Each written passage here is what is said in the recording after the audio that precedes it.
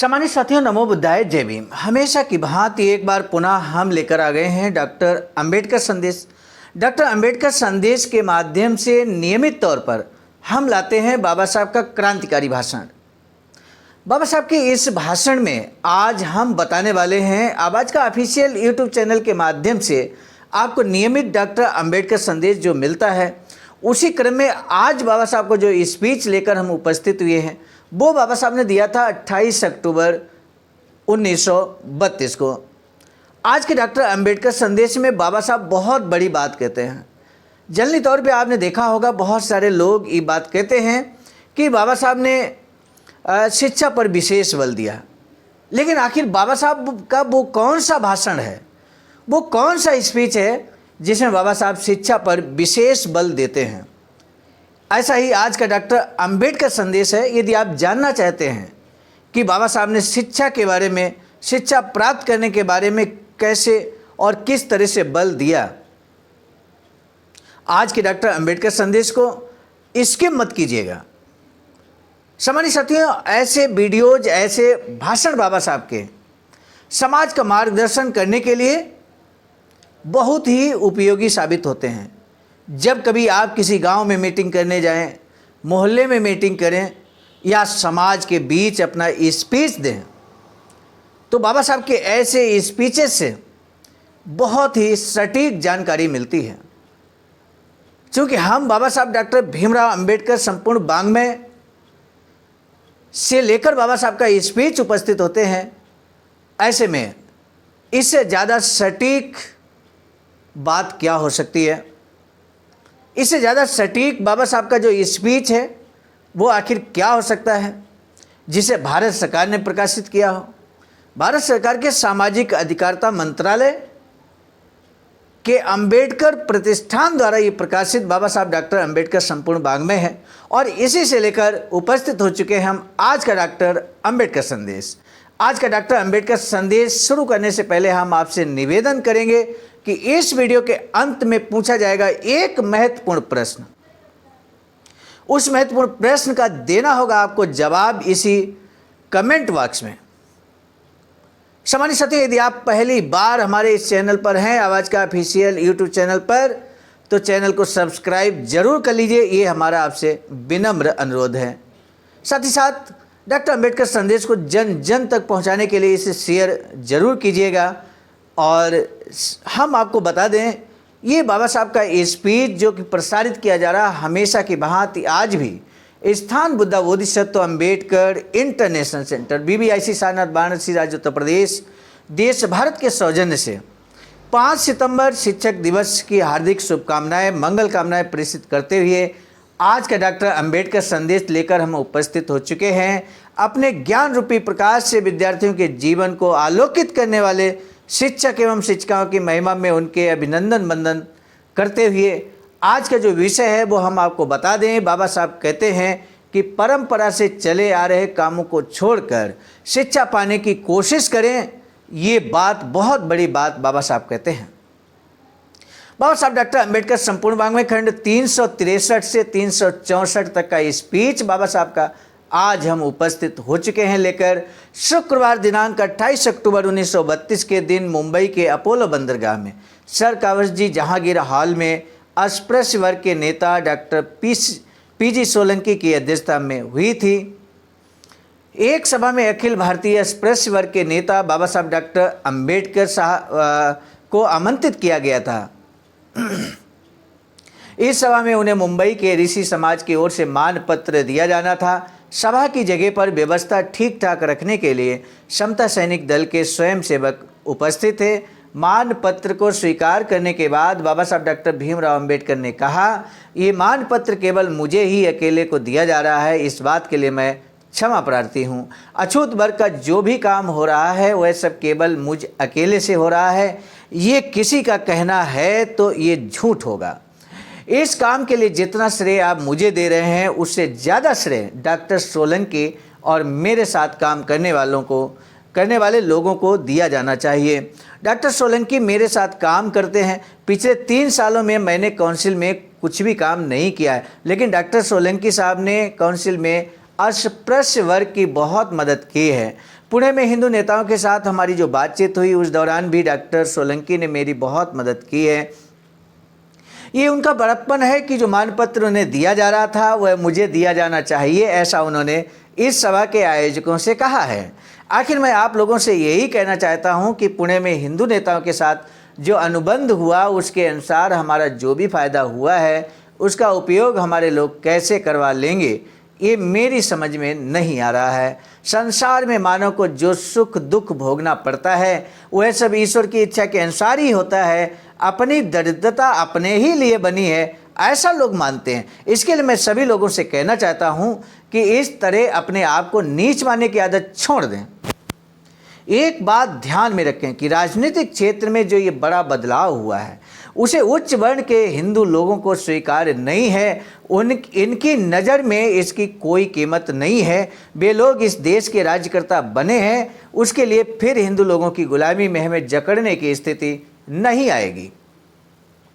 सामान्य साथियों, बाबा साहब यहाँ बड़ा संदेश देते हैं।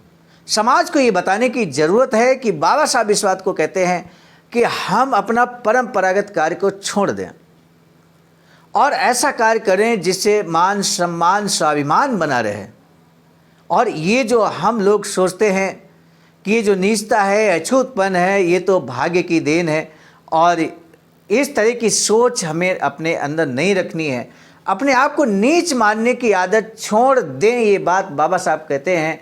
और एक बात और कहते हैं कि ये जो राजनीतिक क्षेत्र में बड़ा बदलाव हुआ है वो बड़ा बदलाव जो उच्च वर्ण के लोगों को, हिंदू लोगों को ये पसंद नहीं है, स्वीकार्य नहीं है। मेरे साथियों, ये बड़ा बदलाव क्या हुआ?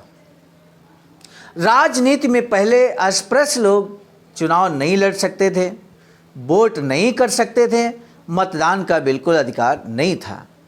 गोलमेज सम्मेलन प्रथम और द्वितीय के बाद में तृतीय गोलमेज सम्मेलन से ठीक पहले जो कम्युनल अवार्ड जारी होता है 17 अगस्त 1932 को, और उसके बाद पूना पैक्ट होता है। तो जो कम्युनल अवार्ड के माध्यम से बहुत सारे अधिकार, राजनीतिक अधिकार मिले थे, उनमें कुछ अधिकारों को छीन लिया गया हालांकि, लेकिन बावजूद इसके 148 सीटें अस्पृश्य वर्ग को मिली पूरे देश के अंदर। बाबा साहब कहते हैं कि 148 प्रतिनिधि हमारे समाज के होंगे पूरे देश के अंदर। ऐसे में ये जो बड़ा बदलाव हुआ है तो इसके लिए भी हमें तैयार रहना होगा, राजनीतिक सत्ता प्राप्त करने के लिए भी हमें तैयार होना होगा। अन्यथा की स्थिति में चूंकि ये राजनीतिक सत्ता जो हम सभी को मिला है, अधिकार मिला है, ये उच्च वर्ण के हिंदू लोगों को स्वीकार्य नहीं है, और यदि हम इसके प्रति लापरवाह बने रहे तो ये अधिकार भी हमसे छीन लिया जाएगा। इसे जागृत होने की आवश्यकता पर बल देते हुए बाबा साहब कहते हैं क्योंकि इससे आगे जो भी कानून बनेंगे वे अस्पृश्यों की सहमति से ही बनेंगे। जहां 148 लोग होंगे अस्पृश्य वर्ग के, तो आप मान कर चलिए कि एक बड़ा वर्ग होगा और जो कानून निर्माण में भी सहायक सिद्ध होगा। ये राजनीतिक बदलाव की बात बाबा साहब कहते हैं। यह एक सामाजिक क्रांति है। मैं आपको बता दूं कि अस्पृश्य वर्ग को जो अधिकार मिले हैं उन्हें लूटने की कोशिश उच्च वर्ग के हिंदू लोग करेंगे। बाबा साहब कितने दूर तक की सोचते थे, दूरदृष्टि बाबा साहब रखते थे, और इसलिए समाज उनकी बात को मानता भी था। आज बाबा साहब यहाँ पर समाज को जागृत करते हुए कहते हैं कि जो हमें अधिकार मिले, अस्पृश्य वर्ग को जो अधिकार मिले हैं, इसको लूटने की कोशिश होगी। लूटने का मतलब आप समझ सकते हैं सम्मानित साथियों, यदि आप जागरूक नहीं हैं, यदि आप यूनाइट नहीं हैं तो आपको लूटा जाएगा। जो व्यक्ति, जो समाज संगठित होता है, यूनाइट होता है, उसको लूटने की हिम्मत किसी की नहीं होती। इसलिए हमें शिक्षित होना होगा, हमें संगठित होना होगा। ये बात बाबा साहब कहते हैं। समता की बुनियाद पर महात्मा गांधी जी के साथ मिलकर जो सुलहनामा तैयार किया गया पूना पैक्ट में, वह हिंदू लोगों को पसंद नहीं है, ये मैं जान चुका हूँ। गांधी जी ने अनशन किया तो उन्हें बचाने के लिए हिंदुओं को इस सुलहनामे को मानना पड़ा था। इसके बावजूद मुझे डर है कि हमारे साथ आई सत्ता को झटक लेने की वे कोशिश करेंगे। मैं उम्मीद करता हूं कि हाथ आई सत्ता को आप यूं ही गंवा नहीं देंगे। समाज को यहाँ पर निर्देशित करते ही बाबा साहब कहते हैं कि जो सत्ता की चाबी आपके हाथ में आई है, इसको आप यूं ही गंवाएंगे नहीं। दूसरी एक और महत्वपूर्ण और अपनेपन की सूचना मैं आपको बता दे रहा हूँ कि मैं शय भोजन और मंदिर प्रवेश के खिलाफ नहीं हूँ, लेकिन आपको इस राह से राजनीतिक अधिकार नहीं मिलेंगे। आपको घर को चलाने की आवश्यकता है। हमें रोटी बदन पर कपड़ा रहने के लिए अच्छे घर की ज़रूरत है। जिस तरह उच्च वर्ण के हिंदू लोग अपने बच्चों को शिक्षा देते हैं, उसी तरह अपने बच्चों को शिक्षा देने की बेहद ज़रूरत है। और उनकी तरह हमें भी सभी तरह की सरकारी नौकरियों के क्षेत्र में प्रवेश करने की कोशिश करनी चाहिए। यहाँ पर नौकरी में जो प्रतिनिधित्व बाबा साहब ने दिलाया गोलमेज सम्मेलन के माध्यम से, तो आज बाबा साहब कहते हैं कि जबकि अब आपको अधिकार मिल गया है, तो ऐसे में नौकरियों में भी आपको, सरकारी नौकरियों में भी आपको प्रवेश करने की कोशिश करनी चाहिए। इस तरह से समाज को जागृत करते थे बाबा साहब। आज का डॉक्टर अंबेडकर संदेश साधारण अंबेडकर संदेश नहीं मेरे साथियों, बड़ा संदेश बाबा साहब का है। और इसलिए मुझे पूरी उम्मीद है कि आपने वीडियो को अंत तक बात कर रहे हैं तो आप ज़रूर इसको जन जन तक पहुंचाएंगे। बाबा साहब कहते हैं कि हम अगर ये करने में सफल रहे, यानी कि शिक्षा प्राप्त करने में सफल रहे, नौकरियों में प्रवेश करने से सफल रहे, तभी हमारा कल्याण होगा। आखिर में ऋषि मंडली में मैं एक ममता भरी सूचना देना चाहता हूँ। क्या है ममता भरी सूचना, आइए देखते हैं। बाबा साहब कहते हैं कि अपने अस्पृश्य वर्ग में जो जाति भेद है उन्हें खत्म करने की हमें कोशिश करनी चाहिए।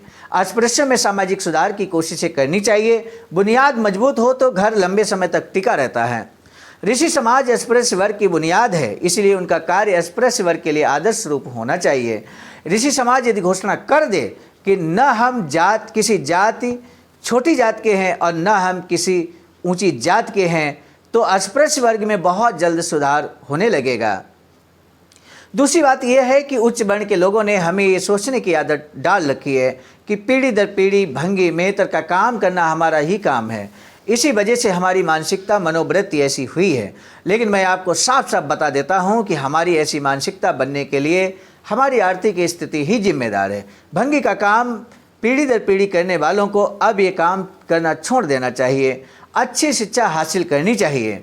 अपनी स्थिति में यदि कुछ फेरबदल परिवर्तन करना हो तो अस्पृश्यता को जड़ सहित नष्ट करना होगा, तभी हम कोई बदलाव ला सकते हैं। इसलिए उच्च वर्ण के हिंदुओं की बातों पर ज़्यादा ध्यान देने के बजाय हमें अपने कल्याण के बारे में सोचना चाहिए। बाबा साहब कहते हैं, खैर आपने आज जो मुझे मान पत्र दिया है उसके लिए मैं आपका आभार व्यक्त कर मैं अपना भाषण यहीं समाप्त करता हूँ। इस तरह से बाबा साहब का यहाँ स्पीच समाप्त हुआ। सामान्य साथियों, आपने देखा किस तरह से बड़ा संदेश बाबा साहब यहाँ पर देते हैं।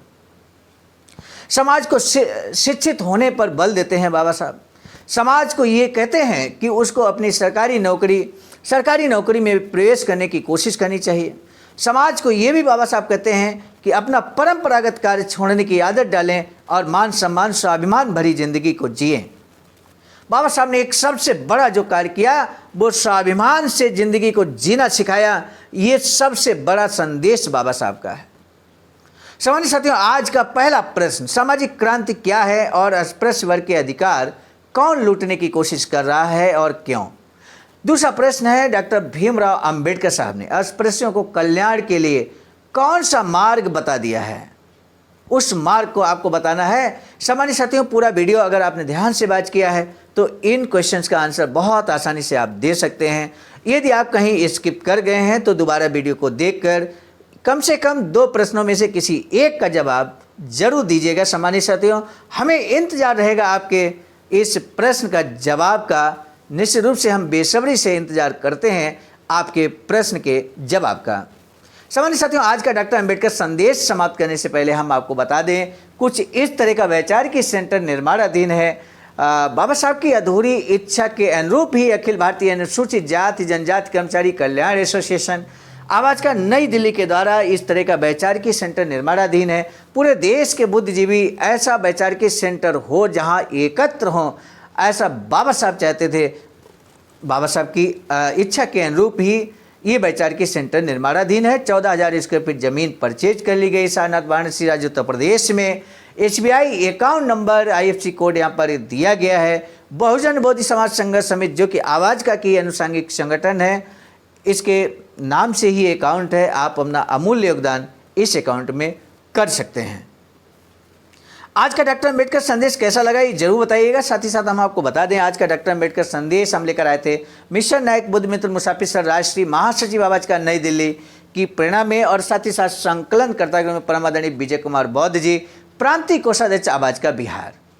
प्रस्तुत करता में आज मैं सर्वजीत आर्य, राष्ट्रीय कोषाध्यक्ष आवाज का नई दिल्ली की ओर से आप सभी का सादर नमो बुद्धाय जय भीम करते हुए आज का वीडियो यहीं पर रोकते हैं। मिलेंगे नए डॉक्टर अम्बेडकर संदेश में, तब तक आप सभी का तहे दिल से साधुवाद।